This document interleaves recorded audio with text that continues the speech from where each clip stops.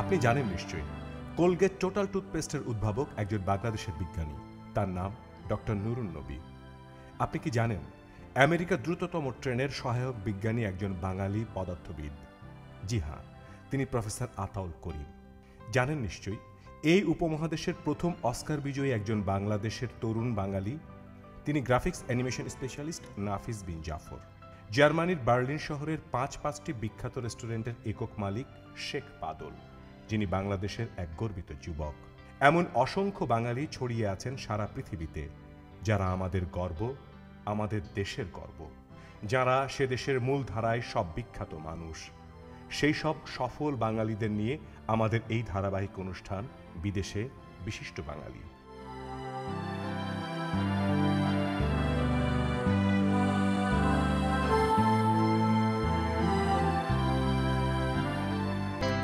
Biophysics, non linear engineering, electro-optical display, optical computing এবং pattern রিকগনিশনে professor করিমের মৌলিক অবদান ঈর্ষণীয়। এই মুহূর্তে ভার্জিনিয়ার ওল্ড ডোমিনিয়ন বিশ্ববিদ্যালয়ের গবেষণা বিভাগের ভাইস প্রেসিডেন্ট, বাংলাদেশের সিলেটে জন্ম নেওয়া প্রফেসর করিম আন্তর্জাতিক ছয়টি বিজ্ঞান সমিতির নির্বাচিত ফেলো। চুম্বক শক্তিতে পৃথিবীর দ্রুততম ট্রেন নির্মাণ, চর্ম ক্যান্সার চিকিৎসায় কোল্ড প্লাজমা রশ্মির ব্যবহার, গাড়ি ও জেট ইঞ্জিনে বিকল্প জ্বালানি আবিষ্কারে প্রফেসর করিমের অসামান্য ভূমিকা আমাদের বাঙালি জাতির গর্ব।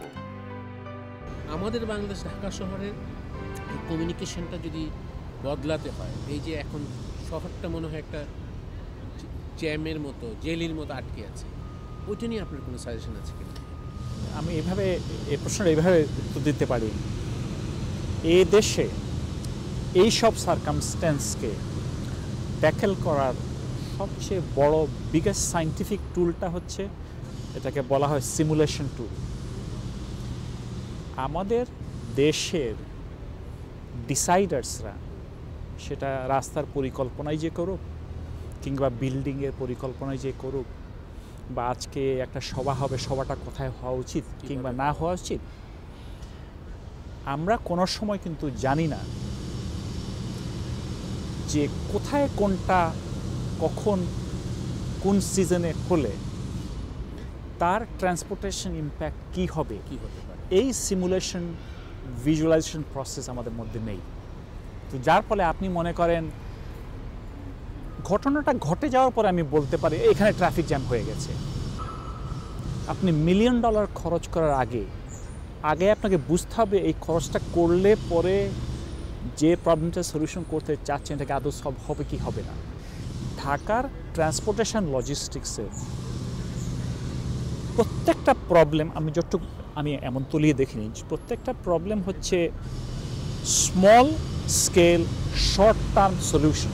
সো মনে করেন আমি এখন এখান থেকে রাস্তাটা আজকে যাব, আমার একটু হঠাৎ করে এখানে একটা আজকে ঠিক করলাম যে ইলেকট্রিক্যাল তার আমি দুটো বদল করব, আমি গিয়ে এটা খুঁড়ে দিলাম আপনাকে এখানে মধ্যে নারিন্দার মধ্যে এটা খুঁড়ে দিলাম, ডিড নট সি যে এটা বর্ষার সময় হলে একরকম, গরমের সময় হলে একরকম।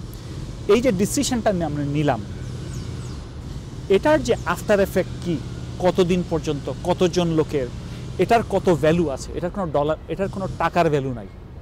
আপনার যে 10 টাকা রিক্সা এখন 20 টাকা খরচ করলো, আপনার একজনের 10 টাকা এক্সট্রা খরচ হলো, এখানে 10 লক্ষ লোকের কত টাকা খরচ হলো, আপনার একটা দিনে কি পরিমাণ আপনার নষ্ট হলো। এই যে শ্রমের টোটাল অ্যানালিসিসের কোনো টোটাল কম্পোজিট পিকচার আমাদের প্ল্যানার্সদের নাই। আপনি কি আশাবাদী? আপনি কি মনে করেন একসময় আমরা সেই জাতিতে পরিণত হব যে জাতিরা নাকি অনেক কমিটমেন্টের সংকটে থাকবো না? আমি মনে করি আশাবাদী। আমি ভেরি ফরচুনেট যে বাংলাদেশে যাই এবং আমি প্রত্যেকটা বছরে যখন যাই আমি কিছু কম বয়সের ছেলেমেয়েদের সাথে আমি কিছুদিন সময় কাটাতে পাই, যাদের সাথে আমি সময়টা কাটাই। এই যে আগামী ডিসেম্বর যাচ্ছি, আমি যে 12-13 দিন থাকবো, এর প্রায় 6 থেকে 7 দিন এই ইউনিভার্সিটি বয়সী ছেলেমেয়েদের সাথে কাটাবো। I am very hopeful, because আমি এখন যেটা দেখি ওরা যা করতে পারছে ওটা আমরা করতে পারিনি। আমি আপনাকে কয়েকটা এক্সাম্পল দিই, আপনি বাংলাদেশ থেকে আসছেন, আমি গিভ এক্সাম্পল। আজকে 9 বছর থেকে 9 ইয়ার্স প্রত্যেকটা বছর, কোনো বছর কিন্তু এর মধ্যে খালি পড়েনি। 9 বছর থেকে বুয়েটের থেকে অ্যাটলিস্ট একটা টিম, মিনিমাম একটা প্রোগ্রামিং কম্পিটিশন টিম ওয়ার্ল্ড ফাইনালসে আসছে। প্রত্যেকটা বছর আসছে, প্রত্যেক বছর আসছে, এবং প্রত্যেক বছর তারা রিজন কম্পিটিশন করছে, এশিয়াতে উইন করছে, ইভেন্চুয়ালি তারা ওয়ার্ল্ড ফাইনালসে আসছে। Now I let me tell you এই বছরের কথা, শেষ বছরে, এই বছরে তারা 31 হয়েছে ওয়ার্ল্ডসে। অনেক লোককে বলতে শুনছি 31st, বাট আপনাকে যেটা বলা উচিত যে আমেরিকার কোনো ইউনিভার্সিটি 31-এর উপরে ওঠেনি এই বছর। সো আমি মনে করি যে 31 হওয়া খুব সাংঘাতিক ব্যাপার এই বিষয়ে। আমি যেটা বলছি, ওই ছেলে বা মেয়ের যারা এসছে, ওরা ভারতের 8টা আইআইটিকে বিট করে এসছে, 8টা আইআইটিকে বিট করে এসছে। ওরা ঢাকা বা আশেপাশের ছেলে মেয়ে। They were coach by people from within our country. I can't dream of this. Let me give you second one. গত 12 বছর থেকে I am going to this conference. 500-র উপরে পেপার প্রত্যেক বছরে সাবমিট হচ্ছে। শেষ পর্যন্ত হয় 150 বা 160টা সিলেক্ট হচ্ছে। But let me tell you what is more important. এই যে 550 পেপারের মতো আসছে, এর মধ্যে থেকে প্রায় 400 পেপার হবে written by people from our country.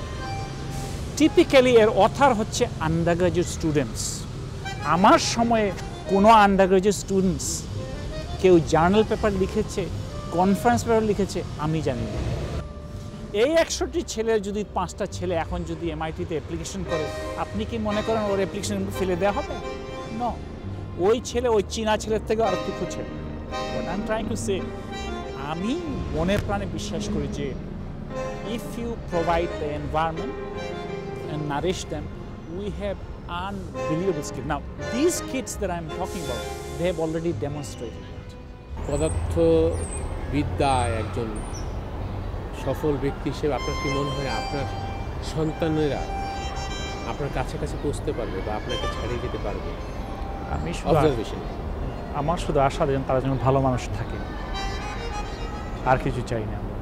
সেটা আপনি নিশ্চয়ই পিতা হিসেবে আশা করেন, কিন্তু একজন শিক্ষাবিদ হিসেবে কি আপনার ওদের মেধা, ওদের devotion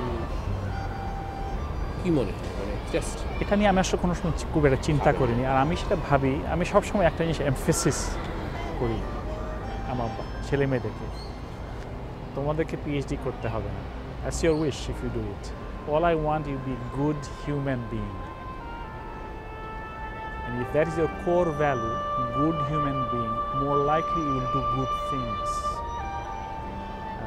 And I will be happy about it. আর ওদের চরিত্রের দিক থেকে ওরা কি মানসিকতা চরিত্রের দিকে আপনার মতোই বা মোটামুটি হাম্বল? হ্যাঁ, they are down to earth. they are, hopefully they are, I hope so, they are বাঙালিত্ব তো আপনারা ঘরেই তৈরি করে দিচ্ছেন।